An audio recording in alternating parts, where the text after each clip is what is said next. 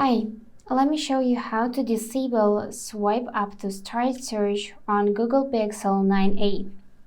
So basically, when you're swiping up to trigger launcher, keyboard will appear immediately to start searching for something. But to disable it like I did, you need to press and hold your home screen, tap Home Settings, and then tap Search Settings. After that, you will see swipe up to start search, and if it in this right position, then it is turned on to always show keyboard after swiping up on your home screen to search.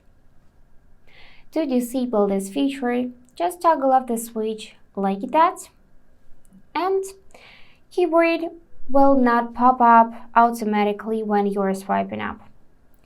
That's it for today. If this video was helpful, consider subscribing to the channel.